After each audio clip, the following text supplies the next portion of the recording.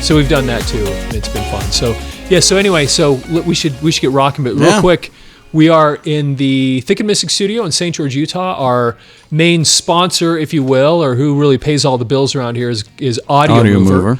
Audio Mover is the company that takes your old audio and videotapes and turns them into digital. So if you have old audio and videotapes, or if you know somebody that does, because you probably do, send them to audiomover.com. You can start an order online, and then send your stuff in. They'll get it all digitized and sent back to you, and and especially right around Christmas time, there's a lot of people that like to do that stuff. They'll take a whole bunch of videotapes. We'll put them on a tablet, or make on some people will get a whole bunch of little USB drives made for everybody in the family, and that's pretty cool. I mean, some of that history, I've just gone through some old boxes looking for other stuff, and I've come across some weird stuff. I think I sent you a couple pictures of back in the day. I have a signed poster. Me and you. Yeah, it was us. You look cool. Yeah. I seriously, I look back at myself, I look like such a dork. No, man. In some of those things. Dude, we look good. We look good, and we still look good. No, I actually started like looking cool. When I grew my hair out. We get better with age. Maybe so. When I grew my hair out, I started looking cool. I mean, I'll say it. I think I did. But those early days, when I kind of had that kind of like the Cure kind of thing going, I look back and I go, dude, wow, that was really, really wrong. But that was what was in. So yeah, I guess. But it's all right. It's all right. All right. So Keevan's going to bring our first record, and this is kind of timely because of something that we've talked about. Or I actually saw this news too a couple of days ago. Yeah, so this is the first Van Halen. First Van Halen record. And Van Halen 1, if you will. Yes, as it's dubiously Van Halen 1. Only because the second album was Van Halen 2. So this kind of became one. This is a game changer, man. It was this was a game changer, and there was a game changer inside the game changer, and it was, of course, Eruption. Without a doubt. This is a great album, like start to finish. This is just like Running with the Devil. Boom, boom. Oh, that bass line and just perfect song, and it kind of clued you in a little bit to what David Lee Roth was going to be like. Especially in that first song, the way he did his voice. I don't even know how to explain it, but it kind of does this little chirp where it goes really high. And he started doing that at the beginning of it. It's like you got all the pieces. You got this great Michael Anthony bass line, boom, boom, which is just him. He's just simple, monstrous, simple monster bass line. Then what do you have? Then you have the king sound, which is Eddie Van Halen making weird guitar noises.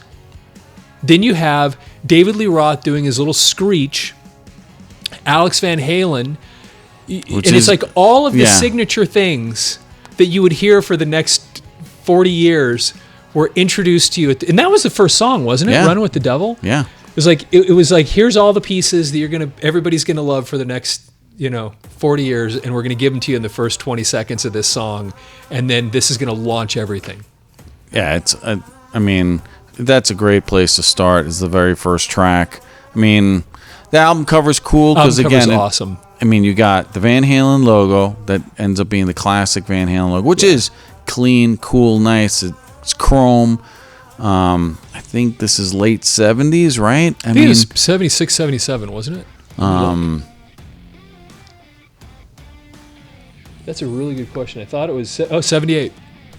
So, you've got Eddie still pre the red guitar. Yeah, that's right. The Frankenstein. This is not the Frankenstein. You got Michael Anthony and Alex. That isn't.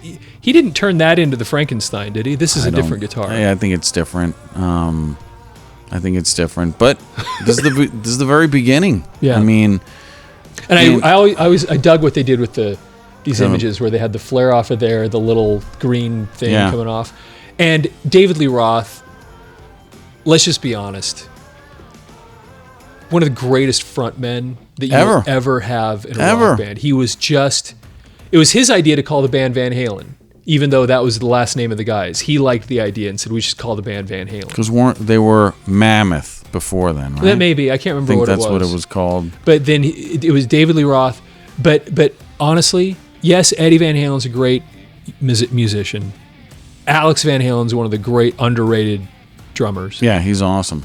But incredible. But Van Halen without David Lee Roth, for me, it's just not Van Halen. There's so many great songs. This is your classic, already trend-setting. Because there was nothing that sounded like him. Nobody played like him. Sure played. And then guitar you playing have, was just like, what the heck is this? Because it's tight, it's awesome, it's catchy, and then you have David Lee Roth that's putting it over the top. That's just like, whoa. It was a game changer on a lot of different levels. And as far as showmanship, I mean, where's David Lee Roth coming with the kicks and the screams and the things and the open shirt? I mean, yeah, does he look like, Robert Plant? California-ized, A little bit. He kind of had that. It's like picking up where Robert Plant left off as far as... Actually, I shouldn't say it that way. He took it off into, like you said, California Beach, crazy party man. Yeah, and I think... I'm trying to remember who the... that's probably Van Halen checking in with us. That's right, because we have... we always every time we talk about somebody dead, the phone starts ringing. Yeah.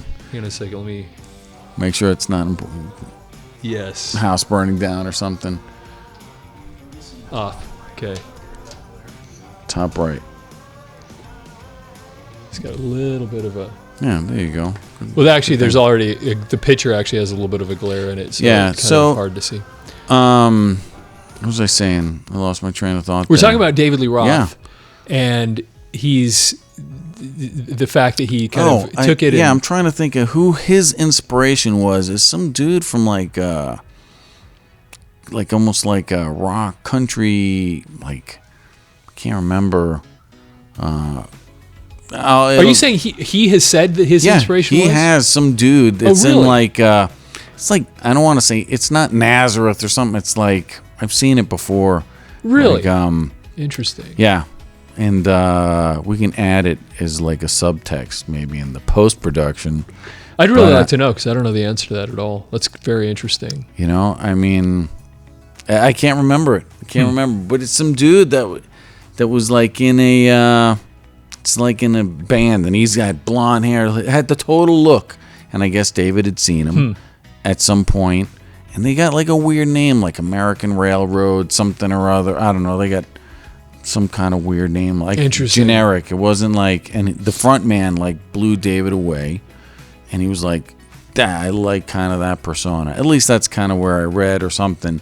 And he kind of was like, okay, this guy's over the top, kind of whatever. But Dave, obviously, look, Dave can write a song about, the Coke machine right here and make it a hit. I mean, he can make anything cool. And the thing that he does something that a lot of singers wouldn't ever dare do because they just couldn't do it. And it's his talking in the middle of songs.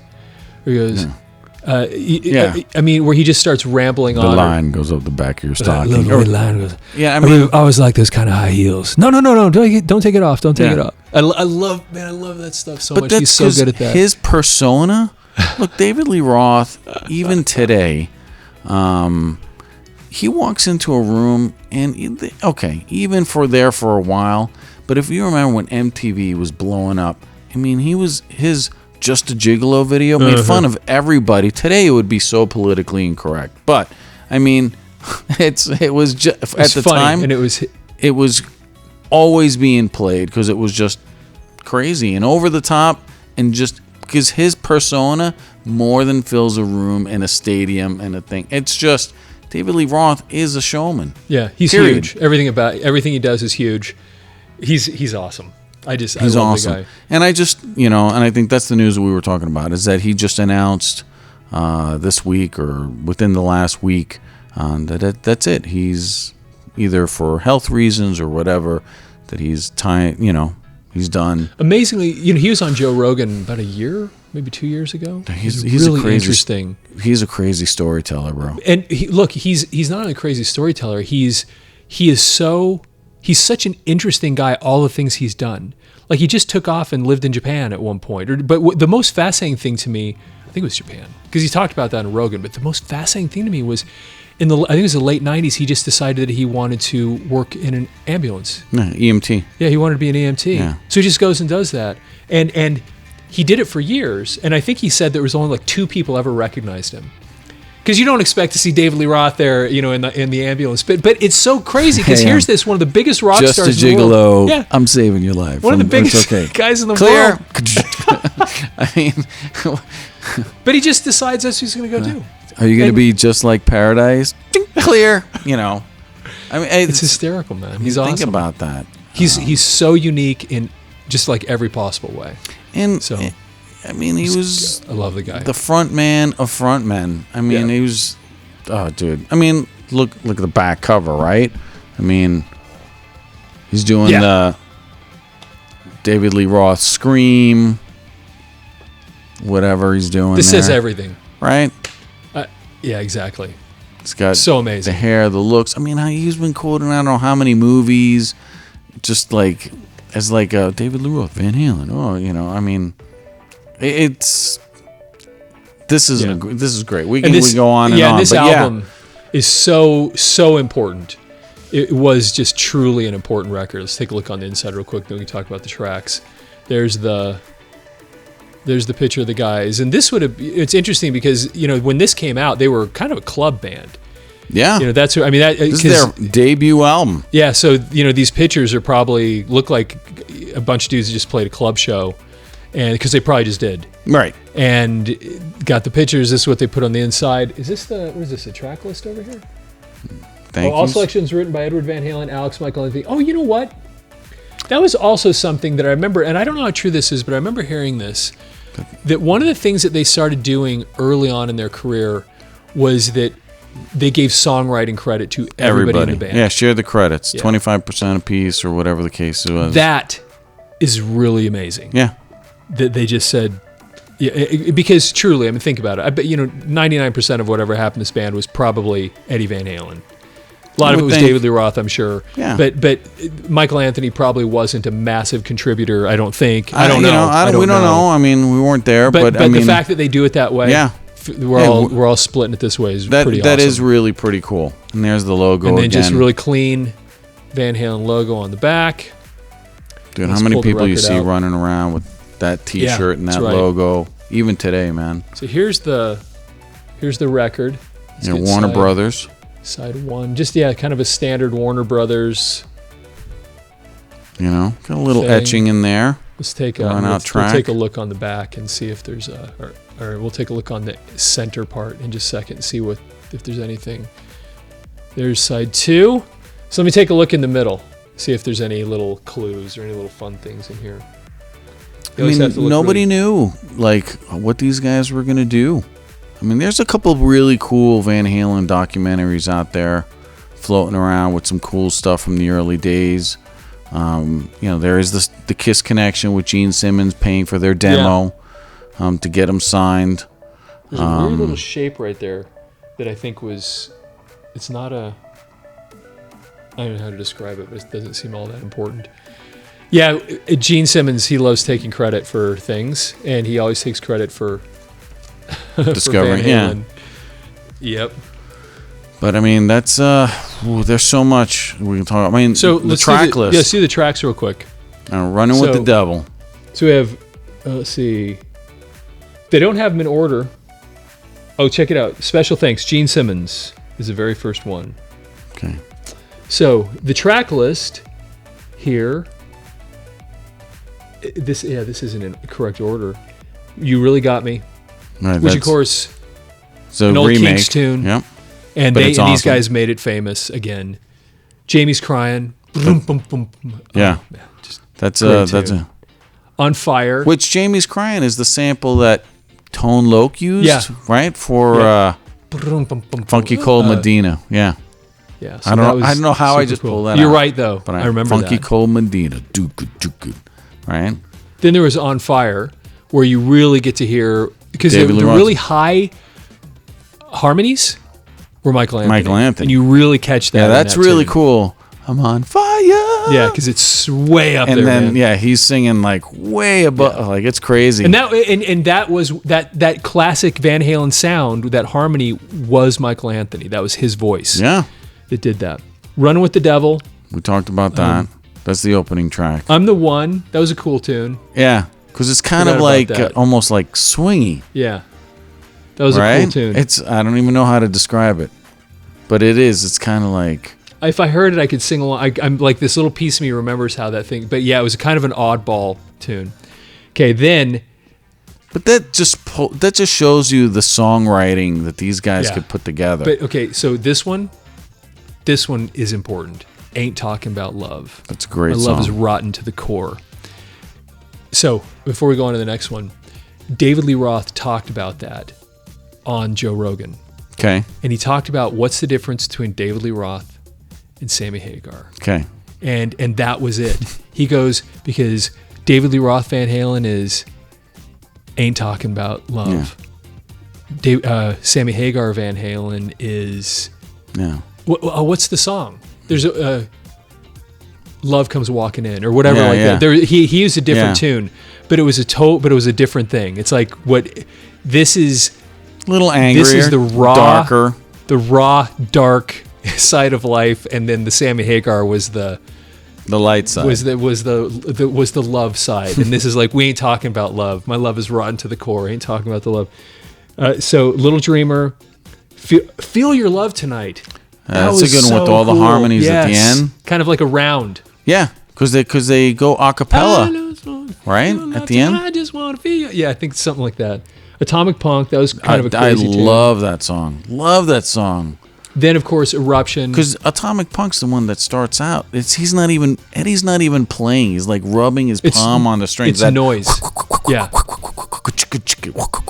It's kind of like a weird sound. Then all of a sudden, dun dun dun dun dun, bum bum bum.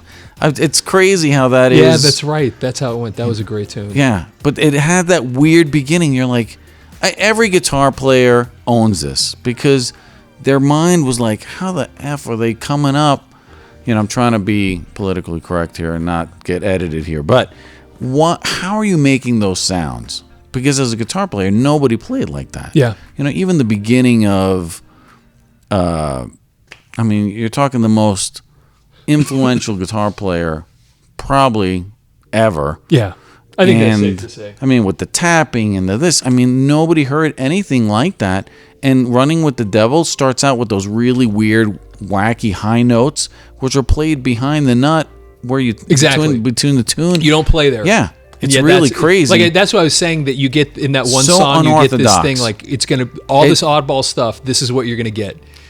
Yeah. Yeah. And then this tsunami of sound that is now to be known as Van Halen.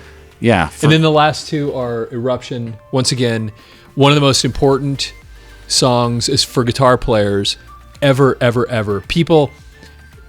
Matter of fact, it's funny how often you'll see people playing guitar solos on YouTube or even in live concerts, and they'll play a little piece of Eruption because it was the quintessential guitar solo. Yeah, no, and that's all the song was. Actually, no, it wasn't just guitar solo. What was so cool about it is there's actually bum bum bum, and he starts going. But it was like the band was playing sort of in the beginning, but then Eddie just goes off. Yeah. And it made it even cooler because it was more than guitar solo. Because you had the band, the cymbals and all that kind of going off. And then finally, the last tune that it has listed on the track list is Ice Cream Man. I see that. I can see it from here. I'm your ice cream man. Stop me when I'm passing by. Oh my gosh, I love it. I mean, think about just the dynamics or just how different each one of those songs. But that to me just makes Van Halen. Every song is just awesome. Yeah, and it wasn't strong. Like you said, wasn't like anything else. Yeah, and there was a reason at this moment. You just go, this is important. This is going to take over everything, and then everything they did after that. I think pretty much everything they did after that in the David Lee Roth days was all good. Even Diver Down, which was kind of a throwaway. I love everything on there. Yeah, no, it's good. It's all good stuff. Pretty Woman. Yeah. It got so much airplay. Yeah. And it's It's not something I would pick up and play. I mean, I could play Van Halen 1, Van Halen 2. Dude, those are my go-to get pumped up albums. Dude, Fair Warning is so dark and nasty. It's just great. I love Women and Children First. I was just going to say, that's the one, man. That's 30 minutes of music. I remember taking it from the album, putting it onto my cassette, and I'm like, that finished on one. Is that really that short? Because I knew Diver Down was really, really short, too. For sure. 30-minute cassette. Boom. Done. I'm serious. But it's so good. It's so good. So good. So good. Oh, man. Anyway, I mean, Van Halen, we can go on and on, but this is the icebreaker right here. If Van you don't... Halen won. And David Lee Roth, sad to see people retiring. Yeah, and it's good. And I'm hoping... Because he's actually still, at least the last time I've seen him, he's in great physical condition. Like, he's in great shape. No, he's no Vince Neil. He's no Vince Neil. You know? That's hilarious. But I mean... Yeah, but he's great. The thing is hey, he's a showman even to the end. So, good luck on your retirement. I'm sure. I want to say, I bet this album sold 10 million. It's a good question, but it's got to be in there. It's got to be like that. Has to be in that neighborhood. Think about that. I mean, 10 million people. It's got to be at least that. It's in huge. 1978. Yeah. For sure. At least. I would say that. I'll have to check that out later, but it wouldn't surprise me. Anyway, so cool stuff. All right, let's get Kevin in here with the next one. Kevin, what do we got next? What is, by the way? Oh, okay. All right. You go from so Van Halen, trendsetters, to Bon Jovi. This pop rock. Yeah.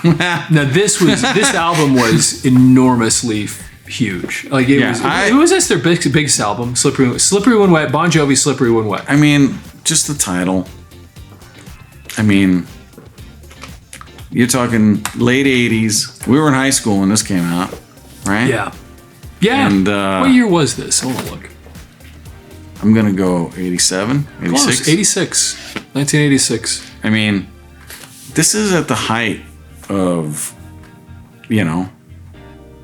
pop, rock. I mean, metal, hair. Yeah. This was MTV. This was what really was known as hair metal. This is all over that. Yeah. Big time. But what right made in the me middle crazy at the time is like, I come from 2 points of view on this one. Point of view A was like, as a quote unquote rocker, what the hell? These guys are selling out, man. Bon Jovi. But on the flip side is they're selling out freaking stadiums. Yeah. Stadiums and more stadiums. And guess what? Every girl in my high school wore Bon Jovi gear. That is the secret right there. Okay, Brentwood Sonderling, 1987. Every girl in the world loved this guy. For the most part. And it went on and on for years. Dude, yeah, when he came out with New Jersey. It was crazy. No, it was crazy because you got into the early... Dude, I can't remember when this was. It was like late 90s, early 2000s, and I'd forgotten that Bon Jovi existed. Okay? Like, forgotten all about him. But he came touring through town. I don't know what the deal was. He still... played this massive arena, and guess who wanted to go? My wife wanted to go. Of course she did. She wanted to go see John Bon Jovi. Do you even know his music? I mean, but he's this really good-looking whatever. Dude, he's awesome. And women loved the guy. That's my counterpoint to my own self is that Bon Jovi had it figured out. I mean, if I write poppy, catchy songs that are all right, a little bit mushy. Because I believe Living on a Prayer is here, right? Dude, yeah. I mean, how can you not? I mean, everybody... Dude, you'd go to the beach in New York. Dude, Living on a Prayer was on everybody's little boom box or whatever. It's the funniest thing because I played in a wedding band, I don't know, like 10 years ago or so, for a season. That stupid song, didn't matter. Oh. It always went over, and there was always a whole bunch of girls... right in front of the stage, singing the song. Because it's awesome. It's just, that's the thing is when you write, all right, So that I guess that's the part that's kind of like, okay, John Bon Jovi's a great songwriter. For what he didn't write some good tunes. He didn't write some Not the deepest lyrics ever. No, but some of them were nice. All right. Yeah. So he was. But that one, "Living on a Prayer," there was a story, which helped. Right. So there was a little. So that was. Right. Tommy. He was a storyteller. Or whatever. Yeah. I mean, I got it wrong there, but I mean, yes. I mean, Dead or Alive or whatever. I mean, dude, all those are on here, right? I want to look at this track list. All right, let's look at the track list. Okay, so we've got "Let It Rock." I don't have a clue. Not a clue. "You Give Love a Bad Name." Okay. Big song. Big song already. "Living on a Prayer." Huge song. No, I would say that's like billion song. That song has got 1 billion downloads. Yeah. I bet. Right? Okay, "Social Disease." I don't have a clue. Couldn't tell you. But "Wanted Dead or Alive." That still gets played. Matter of fact, that's what launched MTV Unplugged. Yeah, when they did that too, and him and Richie Sambora right. did the, which by the way, again, I hate to admit, that's a freaking damn good version. Yeah. When those two were going, and Richie's like, Jan, he had that double necked I seem to remember that now. acoustic. I mean, just okay, that kind of weird, but kind of cool. Are you Jimmy Page? Or are you like whatever? Yeah. But I mean, the whole thing is they're both playing, and they just did that, and that pretty much, yeah. John Bon Jovi had so much pull, he pretty much launched MTV Unplugged right there. Come on, It's amazing. But yeah. then you get to side B, "Raise Your Hands." I think I kind of remember that song. I got to be honest with you. I don't think this album ever was played ever. I wasn't a big fan. I don't think I ever played it, but I own it because you kind of have to. "Without Love," I have no idea. No idea. "I'd Die for You." Is that a slow, kind of a I slower don't song? know if it might be, but I don't know if I. No, I think I'm mixing it up with one on New Jersey.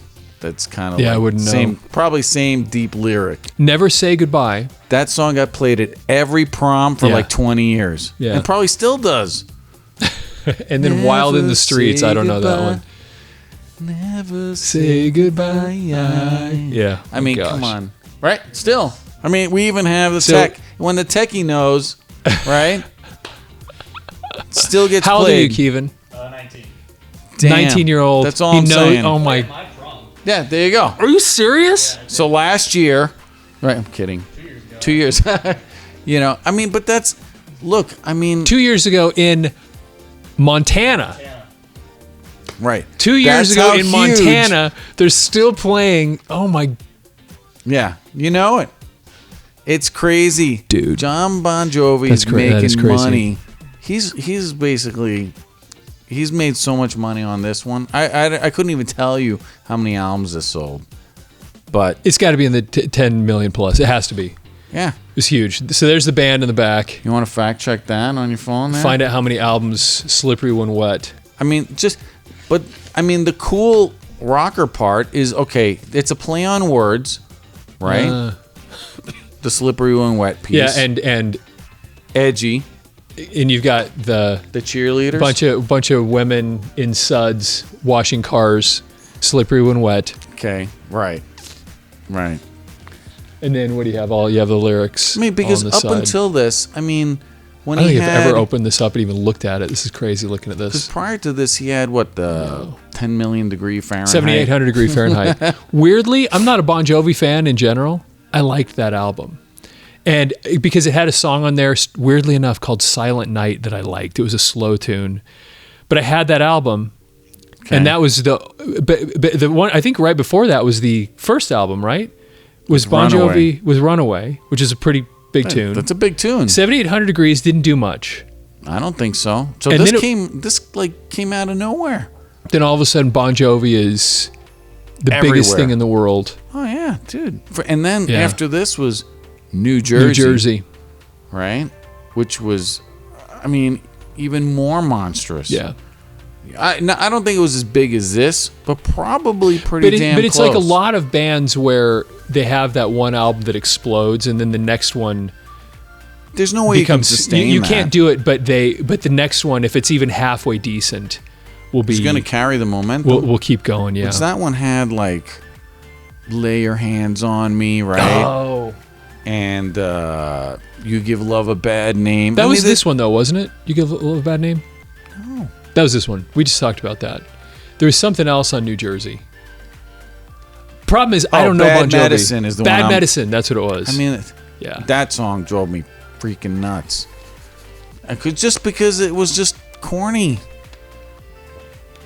But a lot of his stuff was corny. Gosh. I mean, his stuff was corny. The point is that I know, dude. He's laughing all the way to the bank. To all of his banks. Yeah, all of his banks. Cayman Islands, right? That's right. I got so much money. I just own the banks in Cayman Islands. Yeah. I am John Bon Jovi. Yeah. I mean, dude, look, he transcended. I mean, he was all over everything. How many MTV shows was he on?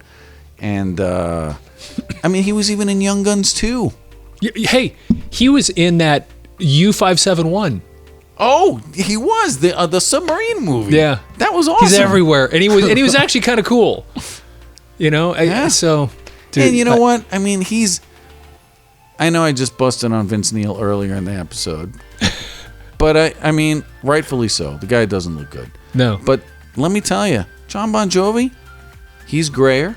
And he looks good. He's a good looking still. dude. He's a good looking dude still. He's aged gracefully, and good for him, man. And you know what? As much as I can laugh and poo-poo, and I was anti-Bon Jovi, and then I'm like, damn, the guy's just got a lot of catchy songs, and it's on the radio. There's no way I can write anything like that. I mean, the thing is, he's in the right place at the right time with the right looks, with the right hair.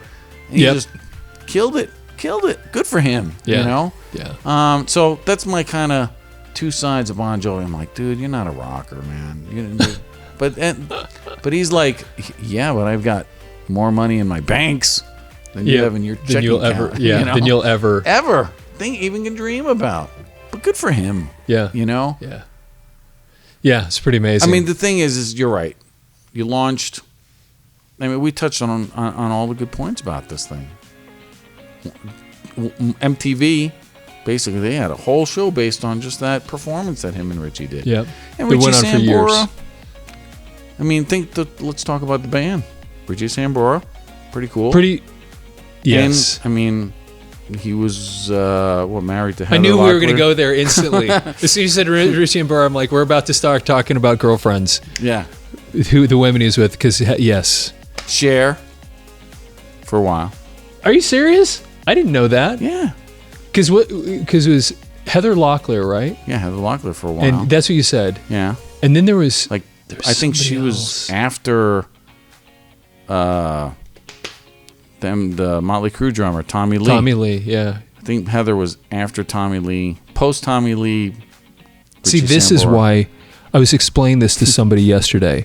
The reason men learn how to play music is for their girls connections. That's it. Dude, that's what it's Gene girls. Simmons says. All of it. You've been brainwashed by Gene Simmons. No, it's true. Everything a man does ever. Yeah. Always. Well, I'm sure there's a lot of motivation. You know, I mean, I've watched Troy with with Brad Pitt. I mean, dude, Brad Pitt looked ripped in that movie. He's a good looking dude. I mean, you're going to go conquer this whole. I mean, yes, okay, I can see your point. You know, we're gonna go attack Troy. Dude, that movie's awesome. Yeah, almost as good. Cool. And I will throw down the reference to our other favorite movie we mentioned just about every episode, Rockstar, which it's still great. Yeah. I was telling somebody like that, like, any movie you're gonna really want to watch, I'm like, have you seen Rockstar? And I'm like, shut up. Of course I've seen Rockstar. You know, I'm like, I know. Anyway, it's great stuff. Okay, Bon Jovi, Slippery When Wet, unbelievable. I mean, were you able to see how many albums he sold? It was over 120 some million total. Well, couldn't have been. No, wait, but it can't be. He has sold probably that many, but it couldn't have been this album. No, that one was 12 million. Okay, that's what we're looking for. Top selling in the year that it came out. Okay, of course. That makes sense. So 12 million albums. 12 million. Yeah, that's really crazy, man. Number one in the United States. Yeah, for sure. Oh, for sure. Oh, it was so big. So big. So everywhere, dude. Yeah, it's everywhere. Awesome. That's great. So, all right, let's get that next record in here. So we've done 20 million, 22 million in sales with the first two records picked out today. Which, I mean, think about that. That's insane. Yeah. Those numbers are insane. This album, obviously, I mean, think about. I'm sorry, I can't get off that. I mean, 10 million of anything today in music. I mean, do we have 10 million people with 10 million downloads? Or I mean, maybe if you hit that many in YouTube, you've done pretty darn well. If you get that many views on a video, a music video, you've killed it. If you've had 10 million views, but that's just purchases. How many times? No, I'm talking, and that's hard to do. And they don't even have to buy anything. They just have to go click and watch a video. And you've killed it if you get 10 million views. And people don't even have to work for it. The albums, you had to work for it. You had to go get it and buy You had to get off it. your butt, go to a store, get some money. I mean, I know. It's just mind-blowing. Yeah. Okay. So he just brought over another classic album. Queen the Game. Which I just recently, not too long ago, watched Bohemian Rhapsody for the first time. It was actually a pretty fun show. I liked it. I liked it. There were parts of it that were a little silly, I thought, but it was still still a good movie. This album cover always was so I was introduced. What was the album where I was introduced to Queen at first? I can't remember. But this was like mustache. Because Freddie Mercury is known for the mustache. Right. At least he was once he reached a certain point. Right. What's interesting about this album is he's got the short hair and no mustache. Okay. But I could be wrong, but I think I remember No this on the inside. Well, But on the inside, short hair, mustache. Gotcha. Which is kind of weird. It was just kind of interesting that the two really different images on it's cool that you remembered. On the album, and then on the inner sleeve, you have these two totally different looks. Yeah. So this is kind of interesting. You know, there's the four guys, and it was always the four guys. As far as I know, they never changed the lineup, did they ever? No. It's always not these four until, dudes. Adam Lambert. Right. I mean, after once Freddie's gone. No. Yeah, after Freddie was gone. Yeah. Then this side just had the lyrics. You know, just going back to the album cover. But let's go to the cover again. Queen as a whole, I was kind of late to the Queen. Oh, me too. Appreciation. I mean, me too, for sure. And I think it's one of those bands that, I joked about, they get better with age because you kind of are able to digest them in a deeper sense because the songs are good. They withstand time. I mean, but this album in particular, you look at some of the other albums that they had. This is kind of underperforming. Like, I'm looking like, dude, you're so huge. Why black and white? Super simple. That's good. That's actually a really good point. What are you doing here? Like, it's very, Yeah, let's flip it over and see the other side. Yeah, and then this is ultra. It's super. This looks like it could have been. I mean, homegrown, band out of their garage, put this album out. So what the back looks like. But maybe, I mean, I don't know where in the timeline. I mean, the track list is awesome. Yeah, they were several albums into their career. I don't know where they were either, but they'd had several albums by the time they got to this thing. Because this album is when I kind of learned about Queen, because this album's got Another One Bites the Dust. Yep. Right? That was me too. That's when I heard of Queen, when Another One Bites the Dust hit. That was a huge, enormous tune. Super cool. And man, talk about just killer vocals. Killer. Freddie's voice is so powerful in that tune. Yeah. And then they do the reverse noises. And the thing that always got me about it, Another One Bites the Dust, though, is the way it ends. It is the worst ending of any rock song. And just like just nothing. It just stops. Yeah, there's no... It doesn't even... A great song is just long enough that you want to listen to it again because you're like, you don't get tired of it. So you don't put too many verses and things. You just make it just long enough so you're like, oh, just listen to that again. And it ends with something where you go, dude, I want to listen to that again. But this one just goes, bleh.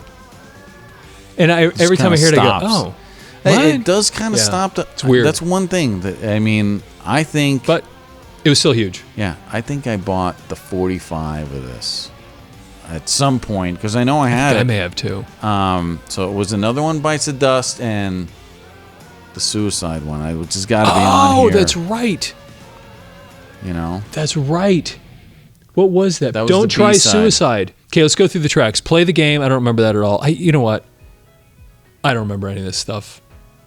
Play the just Game. saying, Dragon I mean, Attack. Another One Bites the Dust, though. Of course, huge. Was huge enormous hit. song. I mean, that just carried this whole album. I'm sure. Need Your Loving Tonight. I don't know if I know that tune. But the next one, Crazy Little Thing Called Love, was huge. Yeah, that was another big one. Little Thing Called Love. I Yeah, just still- can't handle it.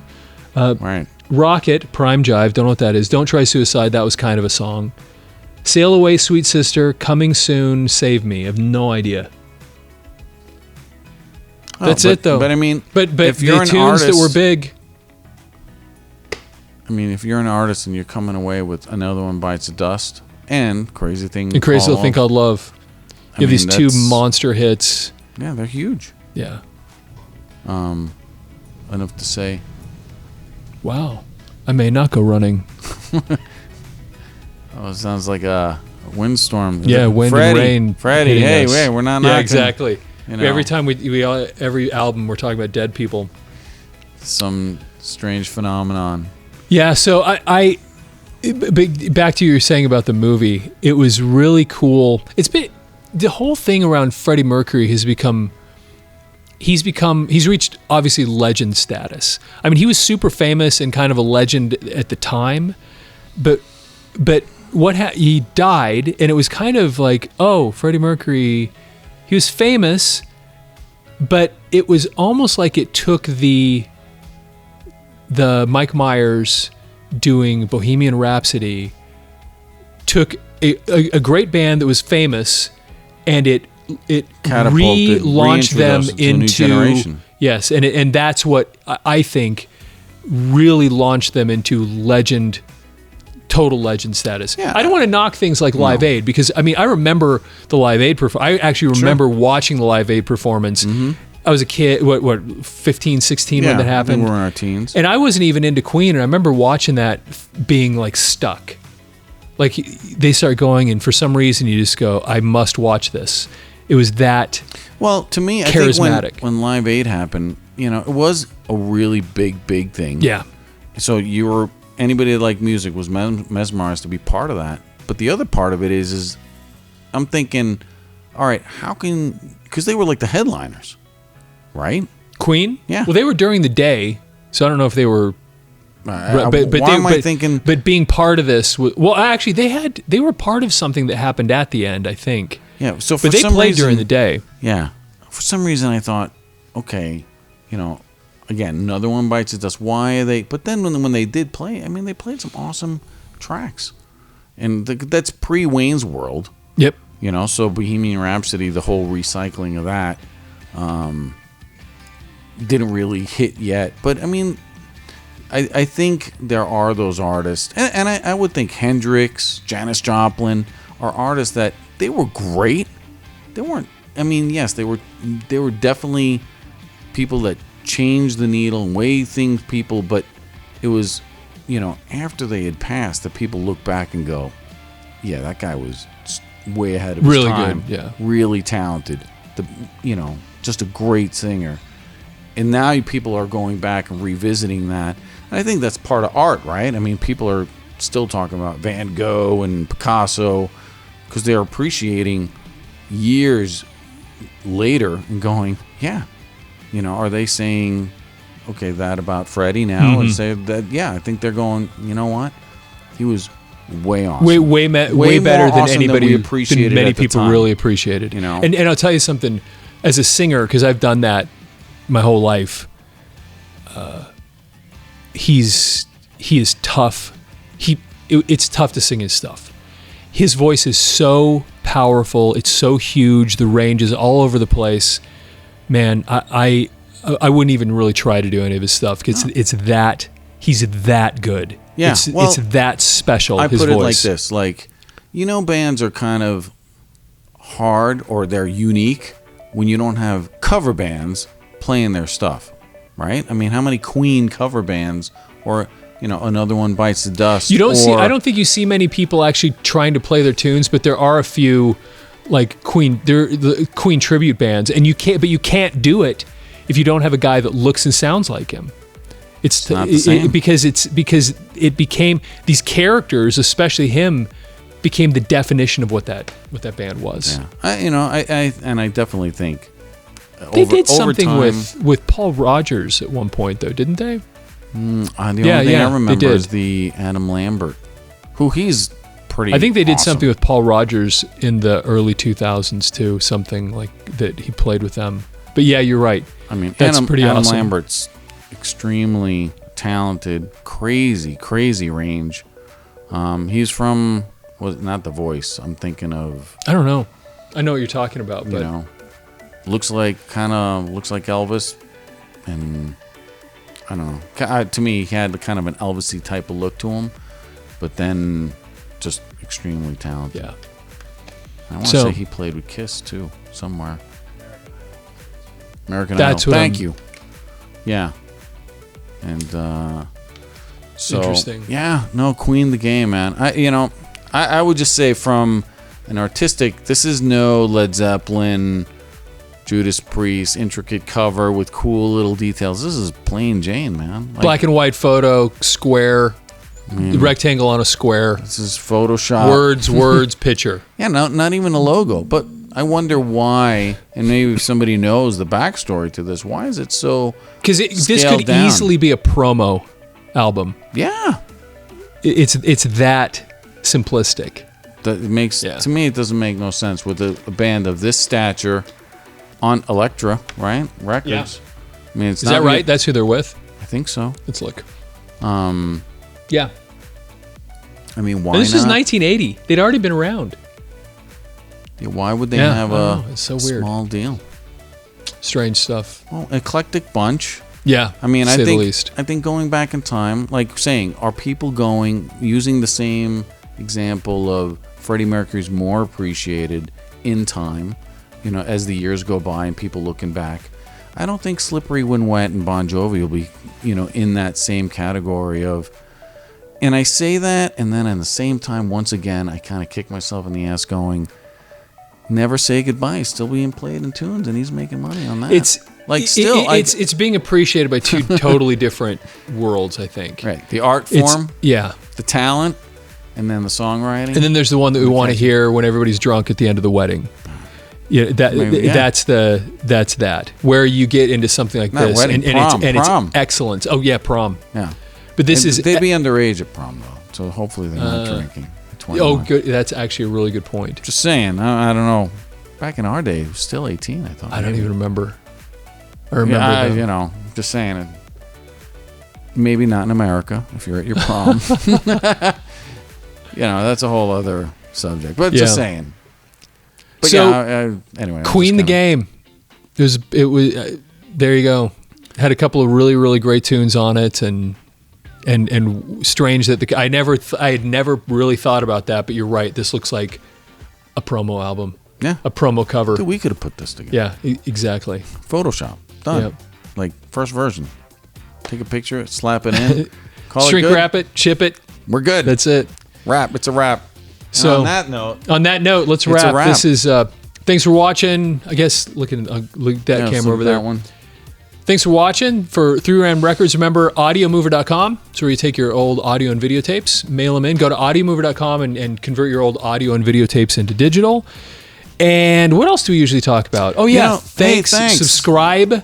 Please leave any comments about these albums, which albums you like, other albums you might like us to talk about. Tell us your memories about some of these albums. Absolutely. What did you remember about Bon Jovi's album and Queen? And were there other tracks on here that we didn't talk about that you think, man, that was a really, really great track? Yeah, that's all good stuff. So, I think the other thing I would bring up is, suggestions. Yep. I think you mentioned that. Suggestions. I mean, we're relying on memories that are more antiquated than I care to want to admit. But at the same time, we don't get all these facts right in some of the stories, like with David Lee Roth and stuff, and whoever remembers the band that he wanted to emulate. That would be interesting to know if somebody remembers that. Anyway, but I still can't remember that. But anyway, I want to thank everybody for tuning in. We certainly do appreciate it, and we have a couple special episodes coming. Yes, due to your suggestions. which I'm excited about. Yeah, it's going to be awesome. Thanks. Cool. All right. Thank you. Talk to you later.